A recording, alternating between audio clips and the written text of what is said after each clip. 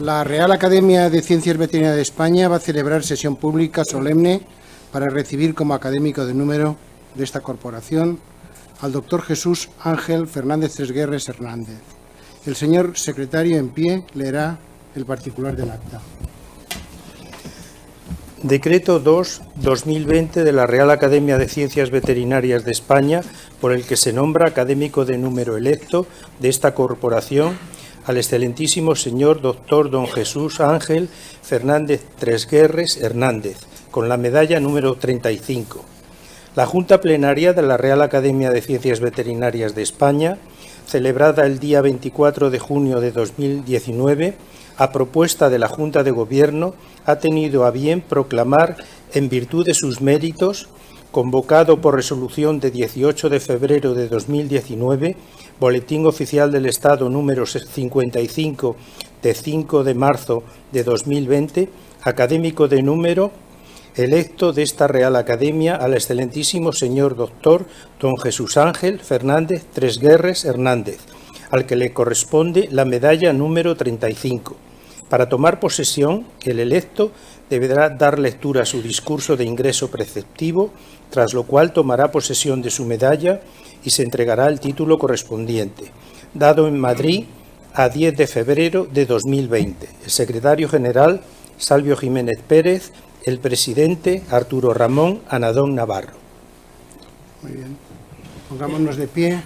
A continuación, el excelentísimo señor doctor don Amalio de Juana Sardón y la excelentísima señora doctora Gemma Silván Granados tendrán que salir de la sala a que venga el recipientario acompañado por ustedes.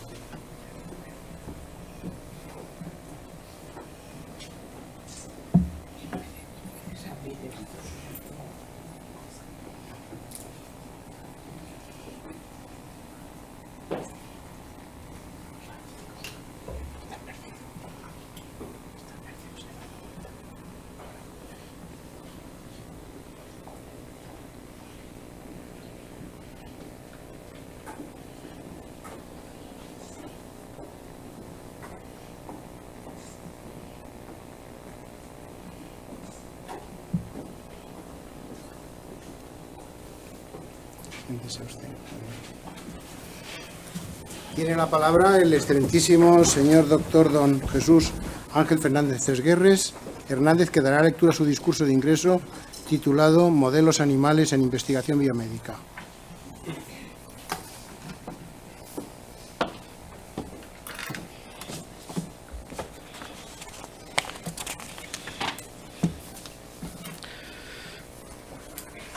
Excelentísimo señor presidente de la Real Academia de Ciencias Veterinarias, excelentísimo señor presidente de la Real Academia de Medicina, excelentísimos e ilustrísimos señores y señoras académicos, señoras y señores. Ante todo, debo expresarles mi más profundo agradecimiento a todos aquellos que han hecho posible el gran honor de poder ingresar en el seno de esta corporación, donde grandes figuras de las ciencias veterinarias pueblan sus bancos y donde tantos maestros dictaron sus enseñanzas.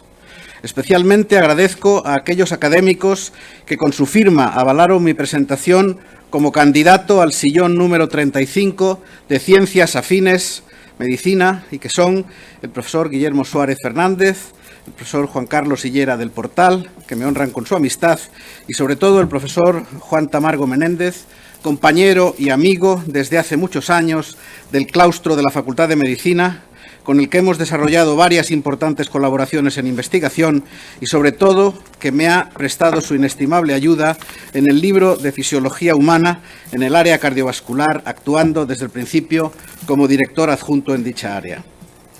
Cuando uno tiene la fortuna de alcanzar las metas más altas en su carrera universitaria, debe haber aprendido por el duro camino que necesariamente habrá recorrido que ello solo es posible si se cuenta con ayuda suficiente, se trabaja sin descanso y se tiene una gran dosis de suerte. Mi ayuda comienza desde la infancia y adolescencia, cuando mis padres me inculcaron el máximo aprovechamiento del tiempo, el amor al trabajo, la honestidad por encima de todo y la entrega a los demás, que ellos siempre predicaron con su ejemplo, dándonos a mí y a mis hermanos la mejor formación que entonces era posible, aun a costa de grandes sacrificios y privaciones personales. Especialmente importante fue el esfuerzo para que aprendiésemos idiomas, comenzando con el alemán, continuando por el inglés y francés, al haber sido mi padre un adelantado a su tiempo en reconocer la importancia del valor de los mismos. Quiero agradecerles hoy aquí públicamente todos sus desvelos y afirmar que una parte muy importante del mérito de haber llegado a catedrático de la Facultad de Medicina y haber sido recibido hoy en esta academia se lo debo a ellos. Y, por supuesto, la posibilidad de haber completado mi formación científica en Hamburgo, Alemania, y haber sido secretario general del Comité de Hormonas Esteroides y de Hormonas y Cáncer entre el 86 y el 2006, y haber sido presidente de todas las academias de medicina de Europa entre el 2012 y el 2014. En el año 72 me incorporé a la Cátedra de Endocrinología Experimental de la Facultad de Medicina con mi maestro, el profesor Alberto Oriol Bosch, recientemente fallecido, donde pude iniciar primero y desarrollar después mi labor docente e investigadora bajo su experta dirección y donde, gracias a cuyo voluntario traslado a Cataluña para incorporarse a la biopolítica catalana, me dejó libre el camino para acceder a la Cátedra de Endocrinología Experimental que él desempeñaba desde el año 70 y que había sido recreada en 1969 por la Universidad Complutense a instancias de don Antonio Gallego y don José Botella, por entonces rector de dicha universidad, en memoria de endocrinología que anteriormente ocupara el doctor Gregorio Marañón. Esa cátedra se transformó luego en Fisiología Humana y es la que he desempeñado durante todos estos años. El profesor Oriol ha sido sin duda quien más ha contribuido a mi desarrollo científico, pero también tengo que agradecer las ayudas prestadas por el profesor Gallego en el Departamento de Fisiología, donde he desarrollado mi actividad docente e investigadora desde finales de los años 70 del pasado siglo, y por los profesores Jürgen Tamm, Belisario Lisboa y Klaus-Dieter Vogt de la Segunda Clínica Médica del Hospital Eppendorf de Hamburgo, Alemania, que tanto contribuyeron a mi proyección internacional. Mención especial debo necesariamente hacer de todos mis compañeros y colaboradores de todos estos años que con su dedicación, empeño y buen hacer han hecho posible la realización de la inmensa mayoría de los trabajos de investigación.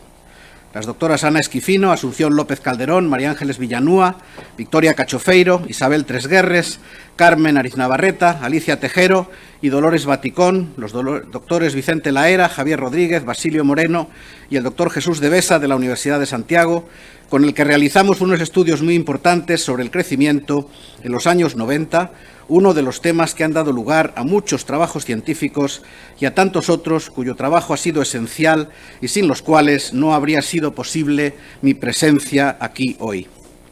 En el ámbito del envejecimiento, la ayuda más importante ha corrido a cargo de las profesoras Elena Vara, Carmen Ariznabarreta y Lisa Rancán y del profesor Sergio Paredes.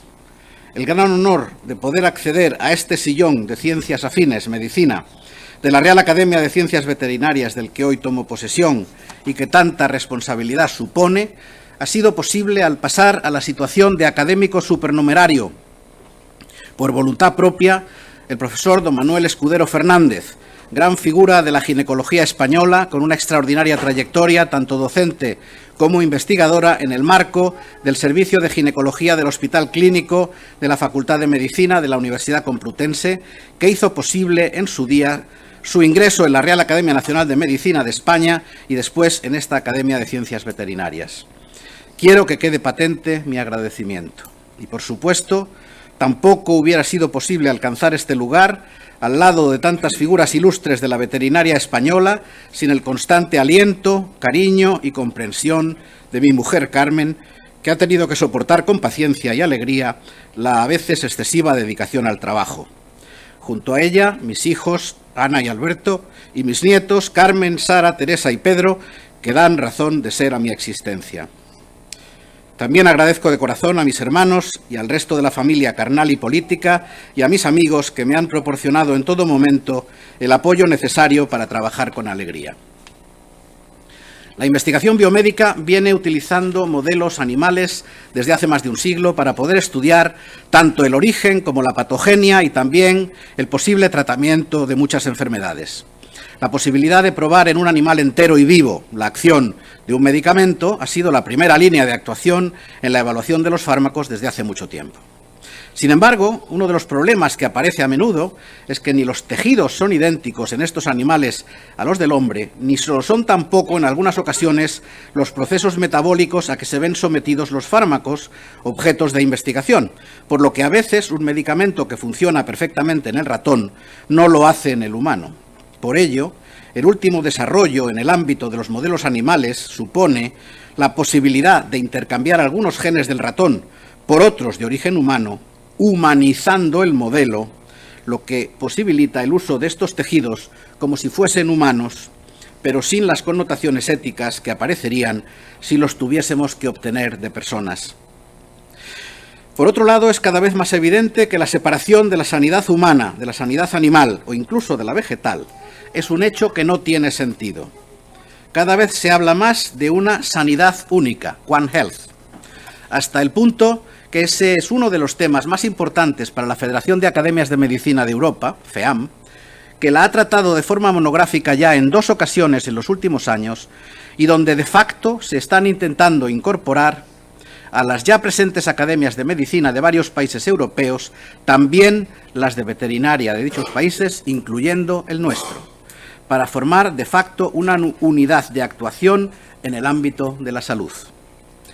Los saltos de especie en las infecciones, que durante mucho tiempo apenas se habían considerado como posibles, pero que se han dado recientemente de manera evidente con distintos elementos patógenos como la gripe aviar o el SIDA o con la enfermedad respiratoria del Medio Oriente, el SARS, así lo justifican. La posibilidad de que por esta vía se pueda llegar a desarrollar una nueva pandemia en un futuro es suficientemente peligrosa y exige un abordaje más inclusivo. Ahora tenemos precisamente el coronavirus. A continuación pasaremos revista a algunos de los modelos animales que hemos utilizado a lo largo de nuestra actividad investigadora y también a los que pueden resultar más importantes en el futuro. El repaso va a intentar seguir un orden cronológico. Perdón.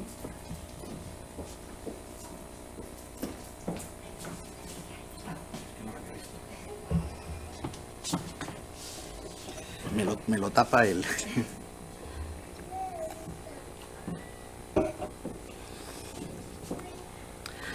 El primero es el modelo de hiperprolactinemia. Nuestro grupo decidió durante los años 70 del pasado siglo estudiar el control de la secreción de gonadotropinas, LH y FSH, y el papel que podía desempeñar la prolactina como sustancia inhibidora de las mismas. Para poder estudiar este problema se necesitaba disponer de un modelo experimental de hiperprolactinemia que posibilitase su investigación. Utilizamos como abordaje más fisiológico la hiperprolactinemia experimental que se podía generar por el trasplante heterotópico de una hipófisis debajo de la cápsula renal en la rata Wistar, según la técnica de Mena del año 68. Al estar fuera de la influencia inhibitoria de la dopamina hipotalámica, la hipófisis trasplantada produce grandes cantidades de prolactina, y este modelo suponía la posibilidad de mantener niveles plasmáticos elevados de prolactina durante mucho tiempo. Se pudo comprobar que existían diferencias en función de la edad del animal objeto del trasplante y del sexo del animal. También se pudo ver que podíamos llegar a controlar el nivel de hiperprolactinemia trasplantando 2 o más hipófisis en lugar de una. El modelo resultó ser muy útil para ver los mecanismos de acción a través de los cuales se inhibían las gonadotropinas y que incluían efectos bloqueantes sobre la LHRH ejercidos a través de un incremento reactivo de la dopamina hipotalámica sobre la hipófisis ortotópica propia del animal. También hemos desarrollado modelos de hipertensión. La hipertensión es un grave problema médico que conduce a la aparición de alteraciones cardiovasculares serias como el ictus cerebral o los infartos de miocardio. Cuando colocamos un clip de plata en la arteria renal de una rata, de manera que se reduce de forma sustancial el flujo sanguíneo de la misma, el riñón responde aumentando la producción de renina para aumentar la angiotensina 1 primero y la 2 y 3 después, con objeto de subir la tensión arterial y retener sodio, por consiguiente, normalizar teóricamente el flujo de la arteriola aferente. Este modelo que adoptamos entonces se denomina modelo Goldblatt de 2 riñones y un clip y se viene utilizando desde hace decenios como modelo de hipertensión. Nosotros lo utilizamos entonces con la intención de investigar el papel de las prostaglandinas renales en el control de la tensión arterial y también el papel que podía jugar la alimentación en estos casos. Por ejemplo, si a una rata con el clip ya colocado, donde se podía ver el incremento de la actividad de renina plasmática, así como la aldosterona, y donde se podía detectar un incremento tensional medido en la cola del animal, se le administraba una dosis elevada de ácidos grasos saturados, aceite de coco, la hipertensión empeoraba, porque estas sustancias eran precursoras de leucotrienos y de PGF2-alfa, que son vasoconstrictores.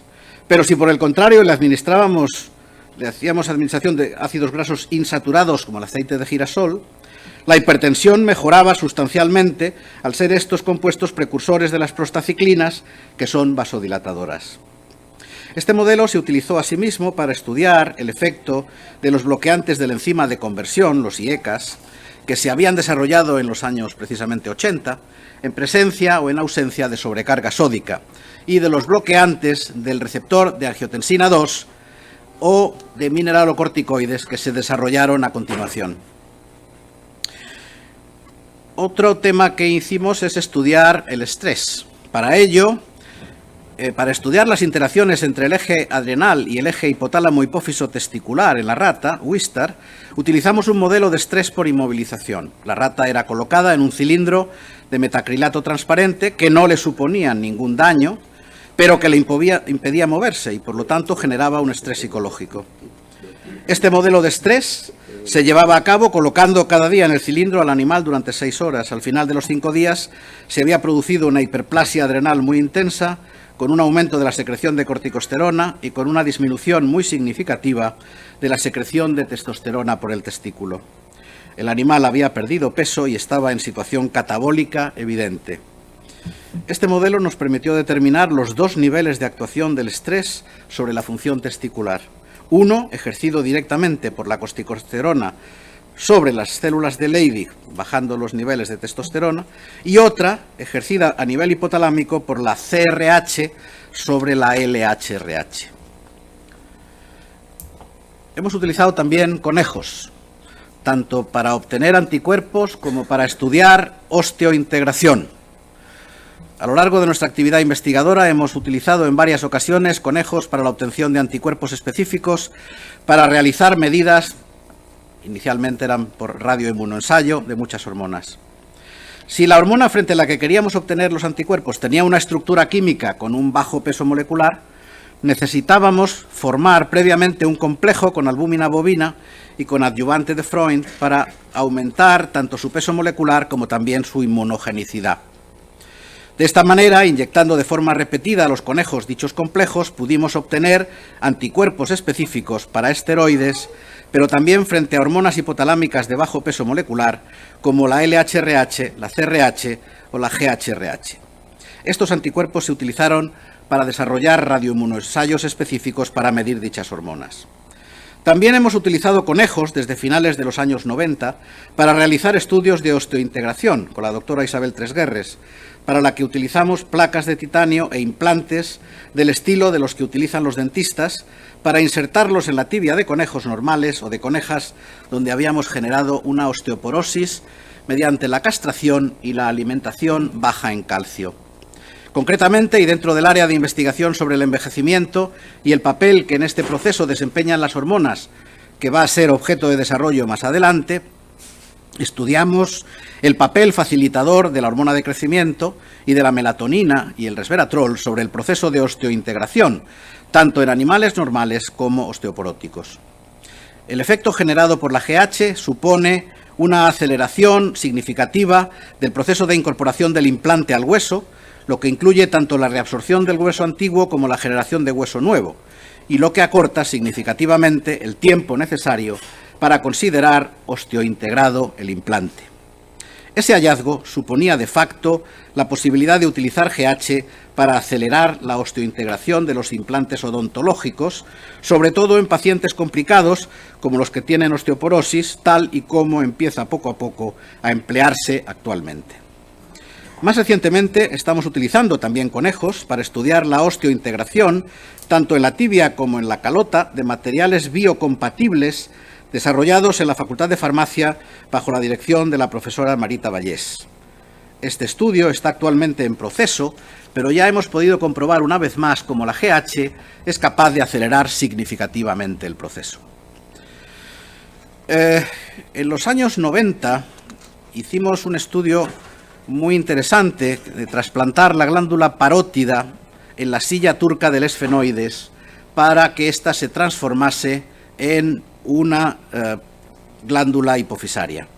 Basándonos en los trabajos de un investigador español expatriado a México tras la Guerra Civil, el doctor Ramón Álvarez Builla, pretendimos demostrar en la segunda mitad de los años 90 que la glándula parótida, trasplantada al lugar de asentamiento de la hipófisis en la silla turca esfenoidal, era capaz de transdiferenciarse y convertirse en una auténtica hipófisis. El doctor Álvarez Builla solamente había sido capaz de demostrar en perros que estos eran capaces de recuperar la fertilidad, pero no disponía de la metodología necesaria para medir las hormonas hipofisarias. Por ello, realizamos distintos abordajes. El primero suponía trasplantar una glándula parótida en la silla turca del esfenoides de la rata Wistar para reproducir el modelo del doctor Álvarez Builla en perros, para lo que había que realizar previamente y, lógicamente, una hipofisectomía.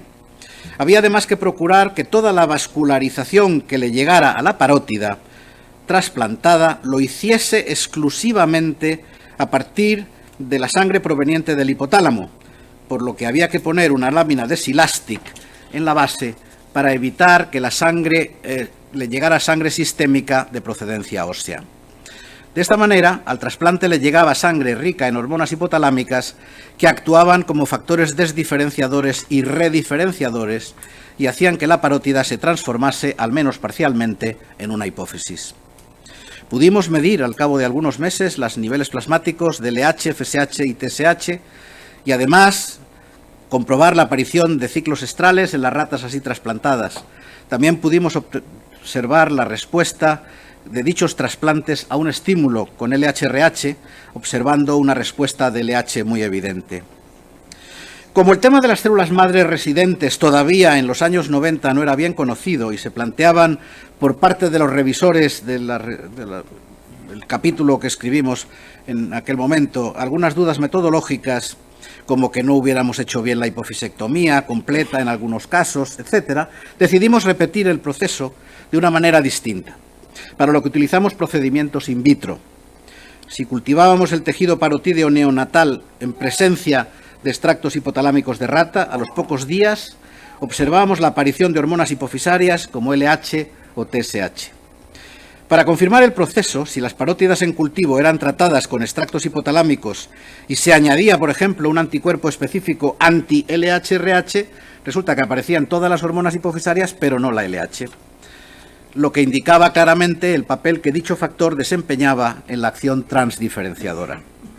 Como último abordaje experimental para demostrar el proceso, utilizamos pellets de liberación lenta de hormonas hipotalámicas, de LH-RH y GH-RH, que insertábamos directamente, en este caso, en la glándula submaxilar, in situ, observando mediante técnicas de biología molecular cómo se producía la transformación del tejido salival en tejido hipofisario. Quedaba pues demostrado el poder transdiferenciador de las hormonas hipotalámicas. La rata Wistar y el crecimiento. La rata Wistar de 3 meses de edad ha sido utilizada por nuestro grupo como modelo para el estudio del control de la secreción de GH e incluso para ver cómo el proceso de crecimiento no es una función lineal, sino oscilante. La cnemometría se utiliza en humanos para estudiar el crecimiento tibial en niños mediante la medida diaria de la longitud de la tibia. De esta forma se pudo ver que el proceso de crecimiento no era continuo, sino que sigue un patrón oscilante característico. Este proceso se da asimismo en la rata, en crecimiento, y se puede estudiar utilizando un aparato adaptado, denominado microcnemómetro, que permite medir también el crecimiento tibial en la rata, y no solo diariamente, sino cada 4 horas. Se obtiene, por lo tanto, un patrón oscilante del crecimiento que no había sido descrito previamente. Pudimos así estudiar el crecimiento en machos y hembras, observando un patrón dimórfico que se asociaba también parcialmente con el peso. pudimos estudiar el efecto que ejercía la modificación del sexo hipotalámico mediante la androgenización neonatal de hembras o la estrogenización neonatal de machos. Y efectivamente, dependiendo de las características sexuales generadas neonatalmente en el hipotálamo e independientemente de las hormonas esteroides sexuales correspondientes a cada sexo, el crecimiento era fundamentalmente dependiente del sexo hipotalámico. La rata Zucker y la isquemia hepática. El hígado graso está presente en un 20% de los donantes potenciales para un trasplante hepático, lo que supone un aumento del riesgo de lesión en los hepatocitos tras el proceso de isquemia-reperfusión a que se ve sometido el órgano trasplantado. Por eso resulta del máximo interés cualquier intervención que pudiera llegar a mejorar el resultado de dicho trasplante en presencia de un hígado graso. La rata Zucker constituye un modelo de rata obesa con presencia de hígado graso ya desde los primeros meses de vida. Y estudiamos, por lo tanto, el problema de la supervivencia de este tipo de tejido cuando se sometía a un proceso de isquemia-reperfusión y de qué forma se podía mejorar los resultados de un potencial trasplante. Concretamente, se investigó el efecto de la administración de 10 miligramos kilo por vía oral o intraperitoneal de melatonina sobre la función hepática, sobre el estrés oxidativo, sobre la inflamación y la apoptosis generadas tras 35 minutos de isquemia caliente en un grupo de ratas Zucker de 6 meses. Se pudo observar que el pretratamiento con melatonina era capaz de disminuir significativamente el daño hepático que se generaba por la isquemia-reperfusión, como podía verse por la disminución de transaminasas, del estrés oxidativo, de los marcadores de apoptosis y por el incremento de ATP que ocurría en los hepatocitos. La administración de melatonina ejercía un efecto beneficioso significativo, del que también pudimos investigar a través de qué mecanismos ocurría. Estos resultados nos permitieron concluir que la melatonina podía ser un elemento de mucha importancia en los pacientes que recibían hígados grasos y, por lo tanto, órganos subóptimos en los trasplantes. La rata Zucker supuso un modelo muy adecuado para estudiar los efectos de la isquemia-reperfusión en el hígado graso. Modelos de envejecimiento. Las alteraciones cardiovasculares y, en particular, las disfunciones vasculares son, juntamente con las lesiones degenerativas del sistema nervioso central, algunas de las causas principales de muerte y de enfermedad e incapacidad en nuestra sociedad. Estas enfermedades son más frecuentes en la edad avanzada y en la mujer a partir de la menopausia.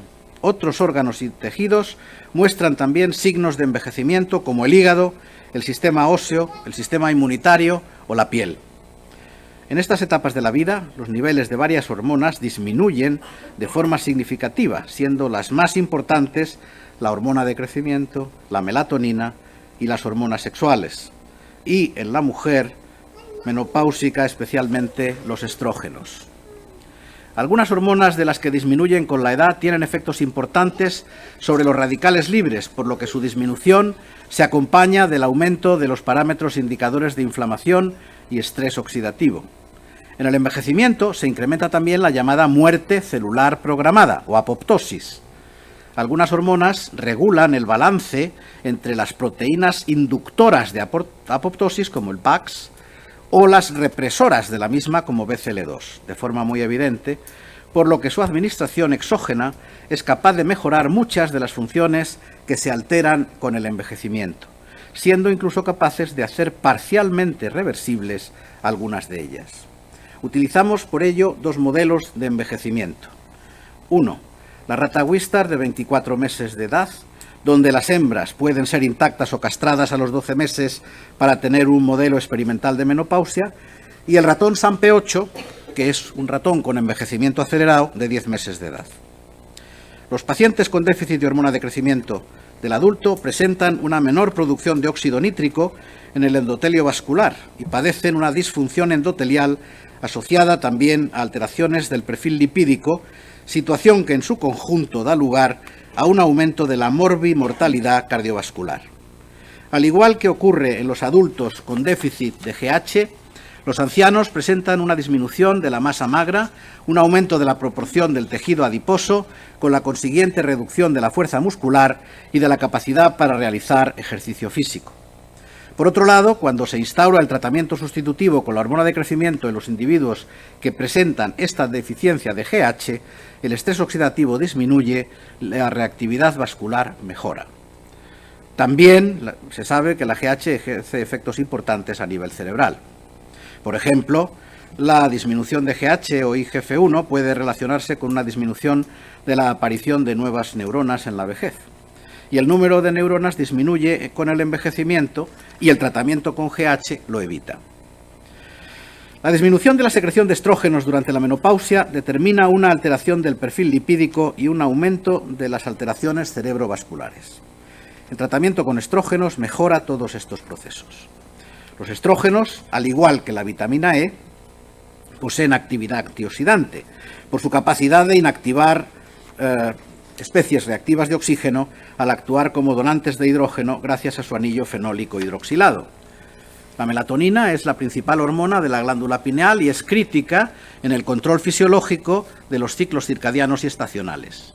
Su secreción, que es fundamentalmente nocturna, disminuye con la edad en varias especies animales, incluido el ser humano. Además, la melatonina elimina los radicales hidroxilo y peróxido al incrementar la eficiencia de la cadena de transporte de electrones de la mitocondria, consecuencia de lo cual es la reducción de producción de radicales libres. Al atenuarse el estrés oxidativo, se atenúa también el proceso de envejecimiento. Los cambios asociados a la edad que sufre el sistema inmunitario se relacionan con el aumento de la morbimortalidad por el incremento de susceptibilidad a la infección, cáncer y enfermedades autoinmunes. Por tanto, parecería interesante estudiar la evolución de la capacidad funcional del sistema inmunitario con la edad, así como las diferencias entre machos y hembras ovariectomizadas, con el fin de establecer el papel de los estrógenos en dicho proceso. Asimismo, resultaba muy interesante estudiar el efecto de la administración sustitutiva de estrógenos a hembras ovariectomizadas o, en su defecto, de antioxidantes. Por otra parte, se sabía que la hormona de crecimiento y su mediador IGF-1 ejercen acciones sobre las células del sistema inmunitario y la respuesta inflamatoria, por lo que su uso también podía reportar resultados interesantes. Con la menopausia, la piel parece adelgazar y también disminuye la retención de agua y aumenta la sequedad y las arrugas finas. El envejecimiento en mujeres sanas se asocia con una disminución de la tasa de reparación de heridas, con disminución de los niveles de colágeno tipo 1, y todos estos cambios relacionados con la edad pueden ser revertidos mediante la administración de terapia hormonal sustitutiva con estrógenos. La rata vieja de 24 meses, Wistar, tanto macho como hembra, ha sido muy utilizada por nosotros en el estudio del proceso de envejecimiento y para estudiar también los efectos de la administración de hormonas o antioxidantes. Las hembras las hemos estudiado a los 24 meses como animales intactos, o bien las hemos castrado a los 12 meses para obtener un modelo de menopausia al eliminar totalmente los estrógenos en un animal que, aunque permaneciendo intacto, se convierta a partir de los 15 o 18 meses en estéril, sin embargo sigue manteniendo la producción estrogénica y de hecho se beneficia mucho de ella. Supone el mejor modelo para el estudio del envejecimiento de múltiples tejidos. La edad de 24 meses corresponde a la especie humana con 65 o 70 años de vida y podemos utilizarla tanto para el estudio de machos como hembras. Por eso, la utilización de ratas hembras intactas o castradas a los 12 meses nos permite ver con claridad el efecto del déficit estrogénico sobre el funcionamiento de multitud de tejidos. Hemos visto cómo aumenta con la edad el estrés oxidativo, la inflamación y la apoptosis en varios tejidos de dichos animales, lo que se asocia con un deterioro evidente de la función biológica y cómo somos capaces, con la utilización de GH, melatonina o estrógenos, de restablecer niveles más bajos de oxidación y, por consiguiente, una mejoría clínica de la función fisiológica del órgano correspondiente. Las hormonas que han sido utilizadas han sido la GH, la melatonina, estrógenos y andrógenos, habiéndose utilizado también en algunos casos antioxidantes como el resveratrol y el santumol. En todas las situaciones se ha visto que estos procesos de deterioro son reversibles, al revés de lo que se venía diciendo hasta ahora. Estudios sobre la isquemia cerebral. En este modelo de rata Wistar de varias edades se estudió además la lesión que generaba el bloqueo de la arteria cerebral media derecha sobre el cerebro y más concretamente sobre la corteza y el hipocampo. De entrada, al realizar el abordaje experimental en ratas de diferentes edades, nos encontramos con que el mismo tipo de cirugía, la introducción de un catéter de teflón a través de la carótida para obstruir la entrada de dicha arteria, generaba lesiones cerebrales más importantes en las ratas según iba aumentando la edad de los animales. Se utilizaron ratas de 3, de 6 y de 14 meses. Y se analizaron, como siempre, los parámetros de estrés oxidativo, inflamación y apoptosis a las 24 horas de la lesión y a los 7 días. En las ratas de 14 meses, precisamente en las que se generaba una lesión isquémica mucho más importante, estudiamos el efecto de la administración de melatonina, encontrando que gracias a sus efectos antioxidantes y antiinflamatorios, la lesión disminuía de manera muy importante tanto a las 24 horas de la cirugía como a los 7 días. De nuevo, quedaba demostrado que los efectos antioxidantes y antiinflamatorios de la melatonina podían suponer un elemento protector o terapéutico en las isquemias cerebrales. El modelo de ratón SAMP8. Durante las últimas décadas se han venido utilizando distintos modelos experimentales para entender mejor los modelos subyacentes al envejecimiento en diversos tejidos. Dentro de los modelos disponibles, los ratones con envejecimiento acelerado han demostrado su utilidad en muchos ámbitos del envejecimiento. El modelo SAMP8 se describió por primera vez hace más de 30 años e incluye varios subgrupos. Los que presentan realmente envejecimiento acelerado, SAMP, de prone, y los que son resistentes a dicho envejecimiento, SAMR, o resistant, y suelen ser utilizados como sus controles. Como consecuencia, ha sido muy utilizado por nuestro grupo para el estudio de los cambios que aparecen en diversos tejidos, en el corazón, páncreas, hígado, pulmón, y su posible modificación por diversos tratamientos, como la melatonina, el resveratrol, los estrógenos o los fitoestrógenos.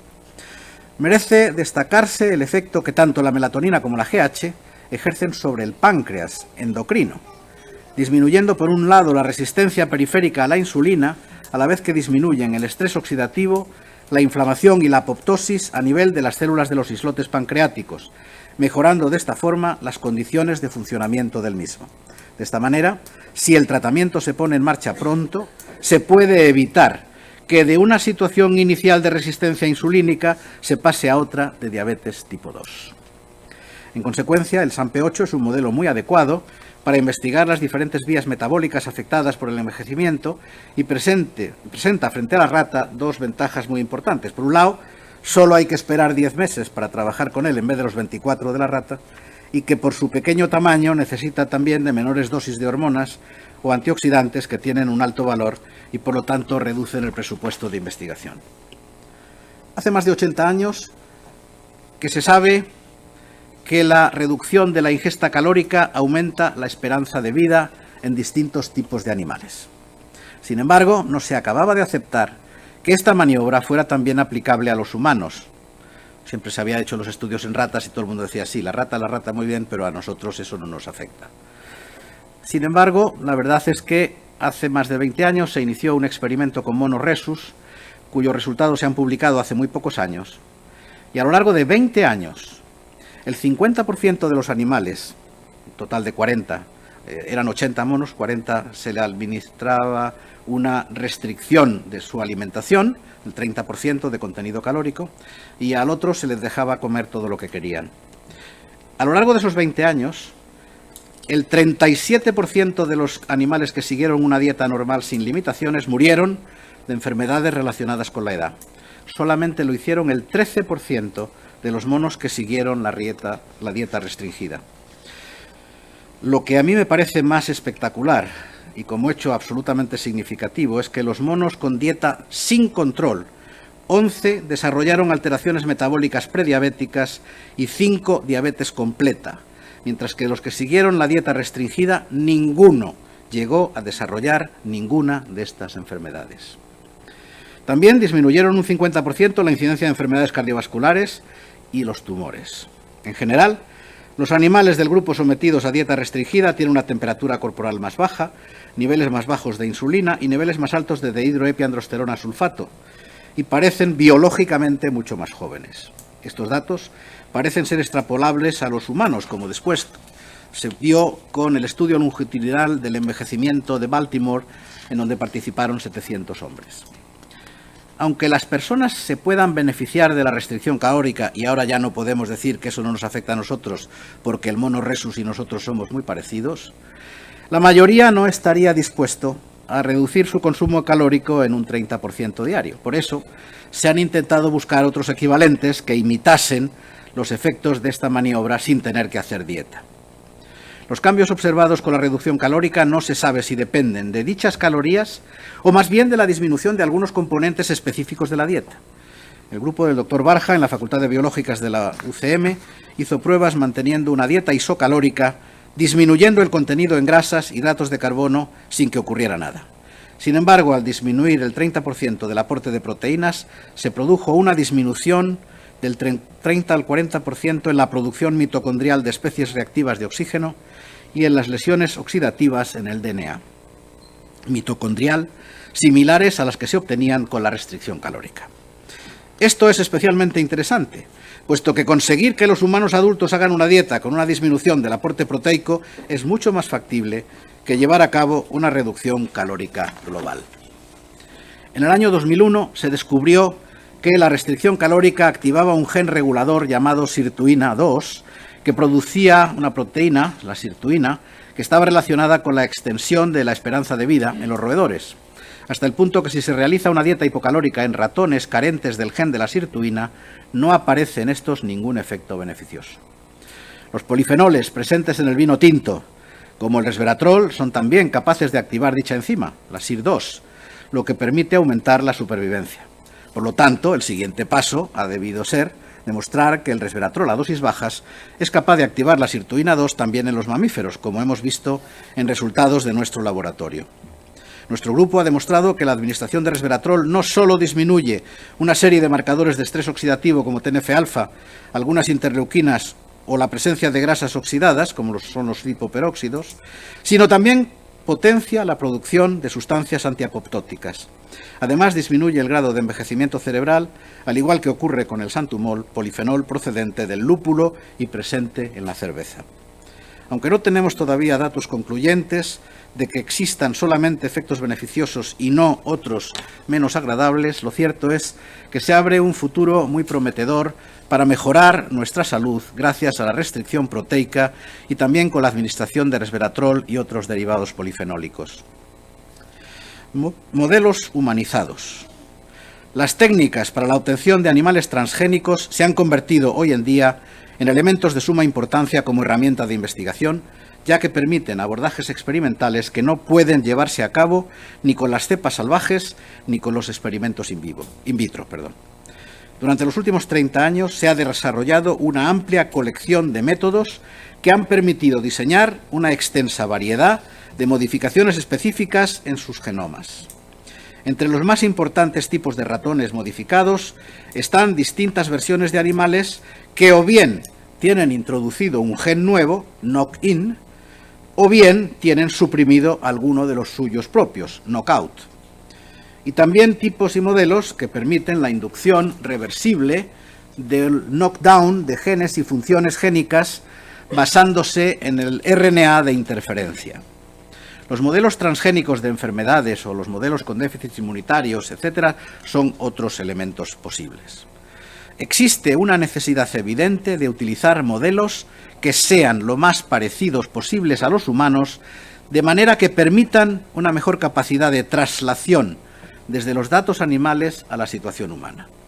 Según dice el doctor Tatsuji Nomura, el fundador del Instituto Central de Animales de Experimentación de Tokio, estos modelos de ratón modificados podrían ser considerados idealmente a los ojos de un médico como un paciente humano.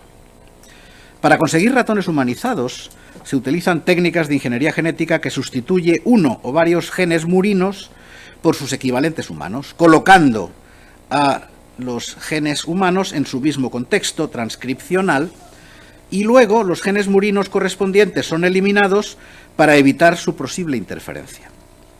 La posibilidad de evaluar el patrón metabólico de un fármaco potencial en ratones humanizados tiene una importancia muy grande, ya que precisamente dicho patrón de formación de metabolitos puede ser significativamente distinto en los ratones salvajes wild type y los humanos, y por lo tanto puede dar lugar a patrones distintos. La alternativa la constituye el uso de modelos humanizados de ratón. Se ha desarrollado una plataforma experimental in vivo que permite reemplazar el hígado murino por un tejido hepático humano funcional. El hígado humano reconstituido es un órgano humano, maduro y funcionante, que tiene expresión específica de los correspondientes enzimas y un patrón global de expresión génica representativa de un hígado humano, maduro, y puede generar un perfil específico del metabolismo de fármacos igualmente. El hígado humanizado puede mantenerse además de forma estable en dichos ratones con un elevado nivel de funcionalidad fisiológica y durante un periodo prolongado de muchos meses.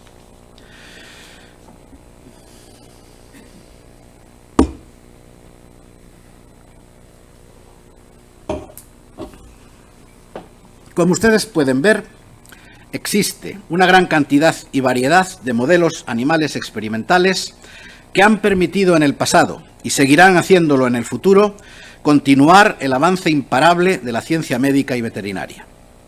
Aunque el uso de dichos modelos se vaya haciendo cada vez más complicado desde el punto de vista administrativo, seguirá siendo un pilar fundamental y muy difícilmente sustituible para el desarrollo científico en estas y otras áreas. He dicho.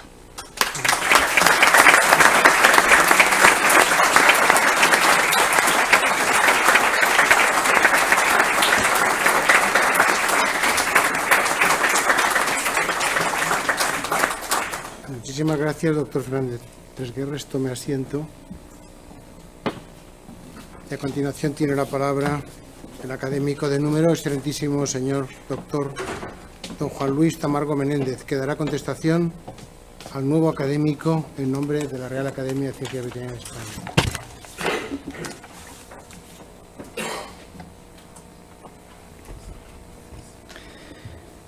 Excelentísimo señor presidente de la Real Academia de Ciencias Veterinarias de España, excelentísimas señoras y señores académicos, familia del profesor Fernández Tresguerres, señoras y señores. Quería iniciar mi exposición expresando mi más profunda gratitud a la Junta Directiva de esta Real Academia Nacional de Ciencias Veterinarias de España por haberme otorgado el privilegio y la oportunidad de, en este solemne acto, dar bienvenida en nombre de nuestra institución al profesor Jesús Ángel Fernández Tresguerres Hernández, quien va a ocupar una plaza de académico de número en la sección de Ciencias Afines. Esta encomienda representa un alto honor, pero al mismo tiempo un indudable reto y una responsabilidad, pues debo realizar en un breve espacio de tiempo una semblanza de la personalidad y de la intensa y dilatada trayectoria académica, docente e investigadora del nuevo académico, sabiendo que solo podré trazar unas breves pinceladas de su obra. Por otro lado, sin duda ninguna, tengo el placer de presentar a un viejo amigo, con quien he compartido numerosas actividades a lo largo de más de 45 años. Si tuviera que rememorar estos años, me viene a la mente la obra Historia de una escalera de Antonio Buero Vallejo, pues mientras subíamos y bajábamos los escalones del pabellón tercero de nuestra facultad, hemos tenido mucho tiempo para hablar de lo divino y de lo humano en aproximadamente 48 años. La persona. Creo que lo primero que debo de hacer es acercarme a la persona, al componente humano, pues lo considero lo más importante y no quería que quedara diluido por otras partes de mi presentación. Al nuevo académico le nacieron en Lugo, el 29 de noviembre de 1948, siendo el primero de 7 hermanos del matrimonio compuestos por don Jesús Fernández Tresguerres Suárez y doña Flor Hernández Gil. El lugar de nacimiento vino determinado por el destino de su padre, un ingeniero aeronáutico del Ejército del Aire, donde alcanzó el grado de general y que era además arquitecto y químico. De sus padres, recuerda, como acaban ustedes de oír, que le inculcaron la necesidad de aprovechar al máximo el tiempo, el amor al trabajo y la honestidad, y la entrega a todos los demás por encima de todos, virtudes que ellos predicaron siempre con su ejemplo. Cuando cumplía los 4 años, sus padres se trasladaron a Madrid y a los 5 empezó a estudiar en el kindergarten del Colegio Alemán de Madrid. Posteriormente estudió la primaria y el doble bachillerato alemán-español en dicho colegio. Les puedo asegurar, por una experiencia que me es muy querida y muy próxima, que estudiar en el colegio alemán hace 40 o 50 años imprimía carácter. Y más específicamente un carácter forjado en el esfuerzo diario y en el trabajo bien hecho. El resultado es que ya desde su juventud hablaba alemán y no contento con ello empezó a aprender el inglés, lo que completó asistiendo a la Escuela Central de Idiomas y posteriormente con varias estancias durante el verano, en Oxford primero y en Edimburgo después, donde se ganaba la vida tocando la guitarra en un restaurante. Posteriormente aprendió francés en la Escuela Central de Idiomas, lo que completó con una estancia veraniega en Tours. En 1974 hizo algo muy importante. Se casó con doña Carmen Centeno Díaz. Carmen ha brindado a Jesús cariño, aliento y comprensión, y como afirma nuestro académico, ha soportado con paciencia y alegría su, en ocasiones, excesiva dedicación al trabajo. No creo faltar a la verdad si rememoro con cariño esa sonrisa perenne que brilla en la cara de Carmen, su tesón y su valiente y enconada lucha frente a los avatares de la vida. Fruto de este matrimonio son 2 hijos, Ana, una vieja alumna que hoy es especialista en dermatología, y Alberto, que es músico. Una sólida formación en endocrinología experimental y clínica.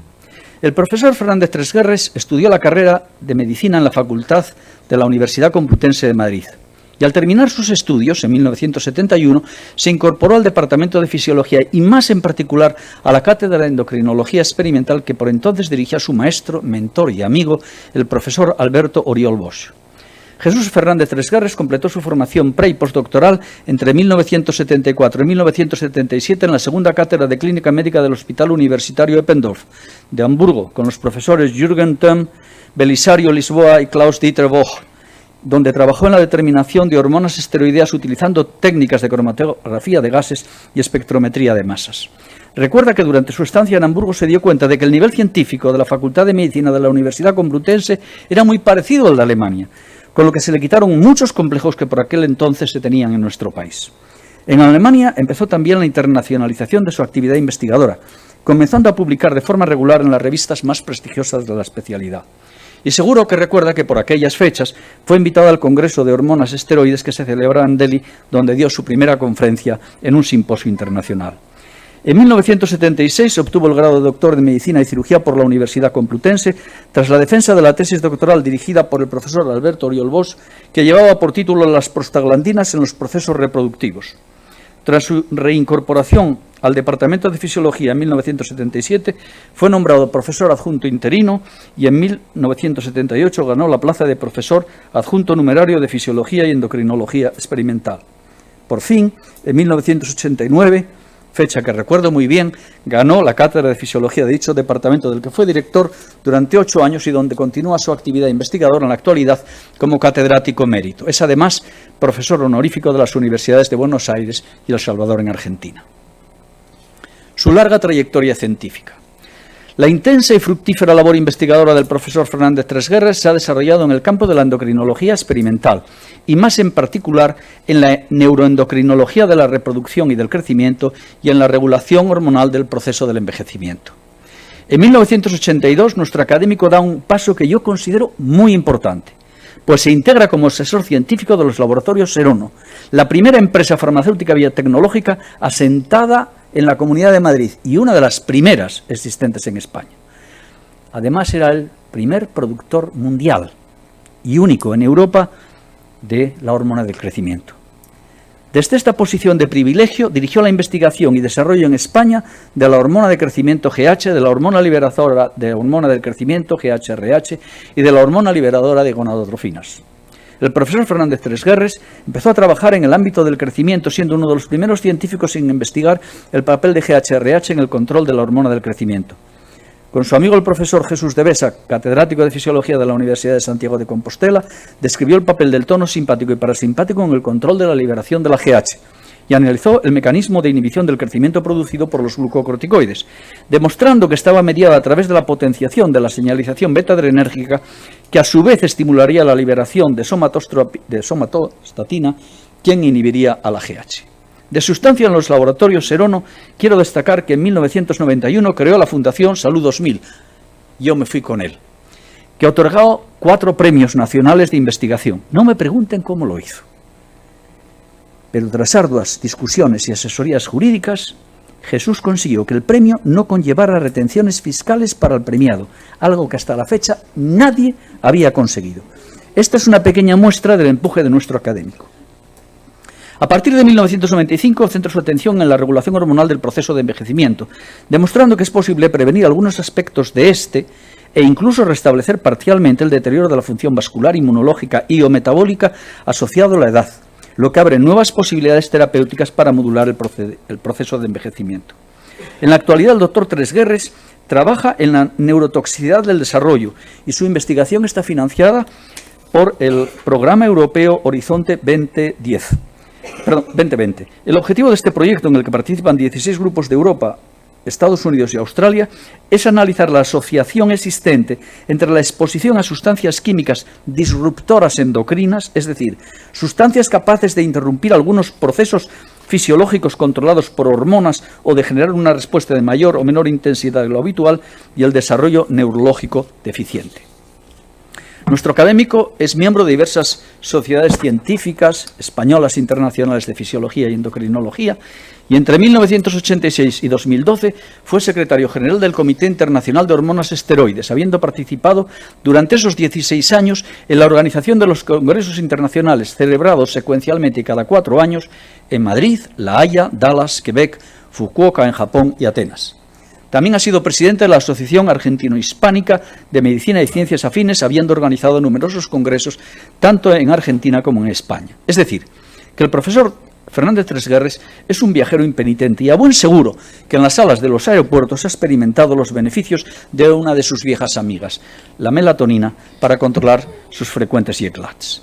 El profesor Fernández Tresguerres es autor de 256 artículos originales en revistas de reconocido prestigio internacional, editor de 24 libros y ha escrito 116 capítulos en libro y presentado más de 350 ponencias y comunicaciones en congresos nacionales e internacionales. En 1995 recibió el premio Lee de la Sociedad Española de Endocrinología en reconocimiento a su labor investigadora en este ámbito de la medicina. Su labor como profesor universitario. Sabedor de que la misión del magisterio se vertebra en la continuidad del maestro en sus discípulos, a lo largo de más de 4 décadas, el profesor Fernández Tresguerres ha formado a numerosos profesores de fisiología y bioquímica que trabajan en la Universidad Complutense, entre los que destaco a Ana Esquifina, Asunción López Calderón, Vicente Laera, Victoria Cachofeiro, María Ángeles Villanúa, Pilar Fernández y Isabel Fernández Tresguerres. En la Universidad de Murcia, Ángel Error, en la Universidad Europea, Joaquín Figueroa, o en la Universidad de Concepción, Chile, Catherine Foreman. Pero no quiero ni puedo olvidar a otros compañeros y colaboradores del profesor Fernández Tresguerres que me encontré al llegar a Madrid, con quienes he disfrutado de su amena charla y atinados comentarios. Entre aquellos jóvenes estamos, además de mi persona, Carmen Arín Navarrete, Alicia Tejero, Dolores Baticón, Javier Rodríguez, Esteban Manchello y el ya fallecido Basilio Moreno. Su papel en la Real Academia Nacional de Medicina de España. El 19 de noviembre de 1991, el profesor Fernández Tresguerres ingresa como académico de número de la Real Academia Nacional de Medicina de España, ocupando la medalla número 47 de Endocrinología Experimental, con el discurso Fisiología y aplicaciones de la hormona del crecimiento, ayer, hoy y mañana. Dentro de sus muchas actividades dentro de la RAM, destacaría su intensa actividad en la Federación de Academias Europeas de Medicina, de la cual llegó a ser presidente entre 2012 y 2015, lo que le ha permitido estrechar lazos con autoridades científicas y académicas europeas. Precisamente su trabajo en la FEAM le ha permitido profundizar en el concepto de que la separación de la salud entre humana y animal es un hecho artificial que carece de sentido en el momento actual. Cada vez se habla más de una sanidad única, One Health, una estrategia mundial para aumentar la comunicación, la colaboración y coordinación interdisciplinar entre médicos y veterinarios en el cuidado de la salud de las personas, los animales y el medio ambiente, entendiendo que todas están interconectadas entre sí. Su actividad difusora de la fisiología y de la ciencia en general. Si yo tuviera que destacar algo muy especial del profesor Tresguerres, es esto precisamente. El profesor Tresguerres es autor de 24 libros sobre fisiología y endocrinología, entre los que destaca el Tratado de Fisiología Humana, primera edición 1992, la quinta en el 2020. En el prólogo a la primera edición de 1992, el profesor Pedro Laín Entralgo escribía: «Auguro un rotundo éxito y deseo que, convertido ya en el Tresguerres, este libro siga enseñando en ediciones sucesivas lo que fisiológicamente es una maravilla y terrible realidad que llamamos el cuerpo humano». Y bien que acertó. La fisiología humana de Tresguerres es en la actualidad libro de referencia en todas las facultades de medicina de España y Latinoamérica. Y si ustedes piensan que esta obra es necesario coordinar a más de 60 autores, pueden imaginarse la gran capacidad de trabajo y liderazgo que el profesor Fernández Tresguerres atesora. De su discurso. Nuestro académico comienza su discurso recordando que la investigación biomédica viene utilizando modelos animales desde hace muchos años. Las primeras referencias a la experimentación en animales se recogen en los escritos de los griegos Aristóteles y Erasístrotes, los primeros en realizar experimentos en animales vivos, y en los de Galeno de Pérgamo, quien diseccionó cerdos y cabras y es conocido como el padre de la vivisección. El objetivo general de estos experimentos siempre ha sido doble: conocer mejor la fisiología y, como consecuencia de ello, diseñar sobre bases racionales el tratamiento de las enfermedades. Recuerda que durante los años 70 del siglo pasado su grupo decidió estudiar el control de la regulación de gonadotropinas y el papel que podrían desempeñar la prolactina como sustancia inhibidora de la misma. Para analizar el problema era necesario disponer de un modelo experimental de hiperprolactinemia y para ello realizaba un trasplante heterotópico de una o dos hipófisis debajo de la cápsula renal de ratas Wistar, utilizando hermanos de la misma camada, porque ya conocía muy bien que era la única forma de que no existiera rechazo inmunológico. De esta forma, al estar fuera de la influencia inhibitoria de la dopamina hipotalámica, la hipófisis trasplantada producía grandes cantidades de prolactina.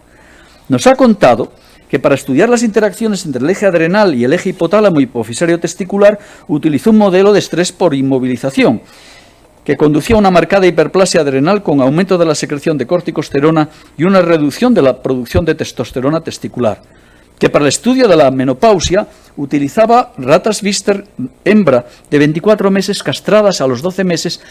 Para estudiar el tejido, el hígado graso y los procesos de isquemia y reperfusión hepática utilizaba ratas Zucker obesas, y que para estudiar la isquemia y reperfusión utilizaba ratas Wistar en las que practicaba la oclusión de la arteria cerebral media derecha. Para estudiar el papel de las prostaglandinas nos ha contado que utilizaba el famoso modelo de 2 riñones un clip, observando que el aceite de girasol reducía la presión arterial al facilitar la producción de prostaciclinas, mientras que el aceite de coco, precursor de leucotrienos y prostaglandina F2-alfa, agravaba la hipertensión. Lo que es importante señalar es que este modelo experimental cursa con niveles altos de renina, lo que le hacía extraordinariamente idóneo para analizar los efectos de los fármacos que inhiben el sistema renina-angiotensina-aldosterona. Él ha mencionado inhibidores de la enzima de conversión, yo añadiría la espironolactona, que también fue estudiada en su laboratorio, los antagonistas de los receptores del receptor AT1 de la aldosterona. En los años 90, su grupo pretendía demostrar que la glándula parótida trasplantada, en lugar de asentamiento de la hipófisis en la silla turca esfenoidal, era capaz de transdiferenciarse y convertirse en una auténtica hipófisis. Cuando leía esto que había escrito el doctor Tresguerres, me vino a la memoria un asturiano, obetense como yo, el doctor Ramón Álvarez Bulla, que me había brindado su laboratorio, su casa, y me había explicado sus experimentos el año 1975, y yo permanecía en México. El truco no era ni más ni menos, lo ha dicho de una forma muy suave, parece que lo puede hacer cualquiera, pero el truco es que había que conseguir que toda la sangre que llegaba a la parótida trasplantada procediera solo del hipotálamo, casi nada. El éxito se demostró cuando, al cabo de unos meses de haber realizado el trasplante, el doctor Fernández Tresguerres comprobó la aparición de ciclos estrales en las ratas así trasplantadas. Para estudiar el crecimiento óseo, buscó la colaboración del profesor Michael Hermansen de la Universidad de Kiel en Alemania, quien había desarrollado una técnica somatométrica para medir la longitud de la tibia de las ratas consciente, utilizando un pneumómetro que permitía estimar el crecimiento del hueso cada 4 horas. Por otro lado, el conejo ha sido la fábrica para obtener anticuerpos específicos que permitían al grupo del profesor Fernández Tresguerres determinar los niveles hormonales de corticoides, LHRH, CRH o GHRH por radioinmunoensayo, y de esta forma profundizar en el conocimiento de la fisiopatología de la regulación hormonal en diversas situaciones fisiopatológicas.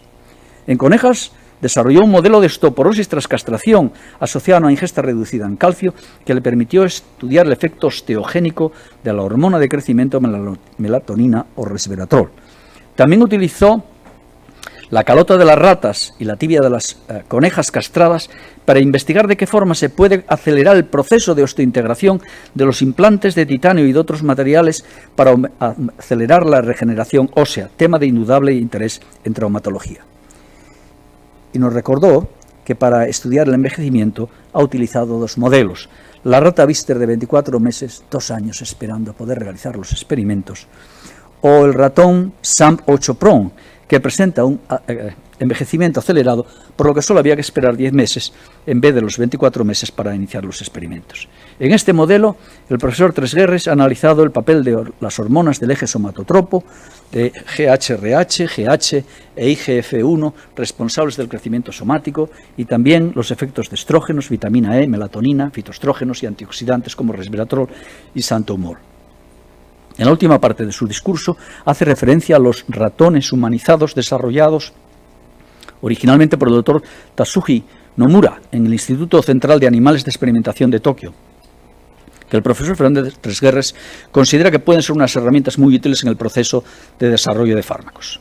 En resumen, nuestro académico, si utilizara un símil torero, diría que ha utilizado como señuelo de su discurso los modelos animales, algunos extraordinariamente complejos, que han sido el hilo conductor que le han permitido rememorar los principales hitos que han marcado la ruta de sus más de 40 años de investigación y que le han permitido profundizar en el conocimiento de los mecanismos implicados en la regulación fisiopatológica de diversas patologías endocrinológicas, cardiovasculares y osteoarticulares, o en los procesos del crecimiento y el envejecimiento, el alfa y el omega de la vida. Excelentísimas señoras y señores académicos, con esta breve semblanza he pretendido aproximarles a la personalidad, trayectoria y méritos científicos, docentes y universitarios de nuestro nuevo académico. La vida y la actitud ante la vida del profesor Jesús Fernández Tresguerres es en sí misma una lección de comportamiento ejemplar que nos invita a imitarlo. Querido Jesús, te incorporas hoy como académico de número a la Real Academia de Ciencias Veterinarias de España. Vas a respirar en nuestra corporación aires de verdadera amistad y fraternal convivencia, tolerancia y sinceridad. Juntos abrazamos una empresa común, la salud, que exige un esfuerzo conjunto de todos nosotros. Tengo la seguridad de que hoy la Academia recibe a un gran científico y a una gran persona que no vacilará en aportar su sabiduría y capacidad de trabajo para el engrandecimiento de esta institución, que desde hoy es tu casa. He dicho.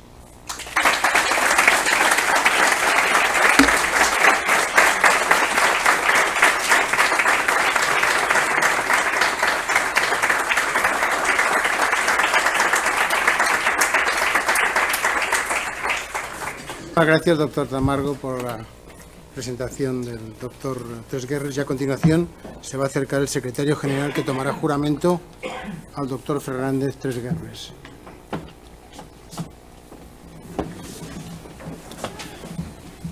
Aquí puedes elegir un juro o protecto. Yo, Jesús Ángel Fernández Tresguerres Hernández, doctor en Medicina y Cirugía por la Universidad Complutense de Madrid, juro acatar el estatuto vigente de la Real Academia de Ciencias Veterinarias de España en virtud de mi nombramiento como académico de número con la medalla número 35, dando testimonio de ello mediante la firma rubricada que estampo junto a la del señor presidente y la del señor secretario general el documento de la toma de posesión. Madrid, a 10 de febrero de 2020.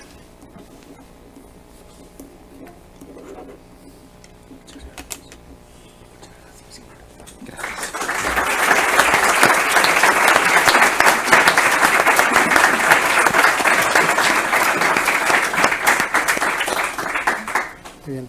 En nombre de Su Majestad el Rey de España le impongo la medalla número 35 que le corresponde, y a su elección ocupará plaza en la sección primera de Ciencias Básicas de esta Real Academia.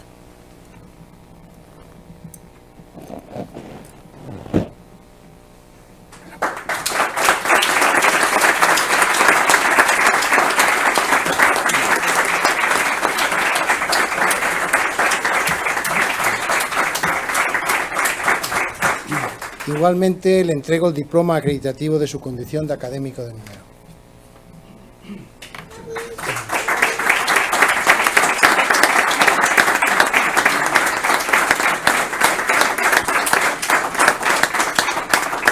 Muy bien, pues hemos finalizado el acto.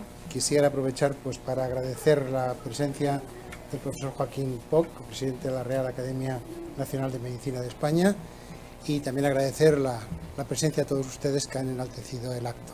Muchísimas gracias. Levanta la sesión.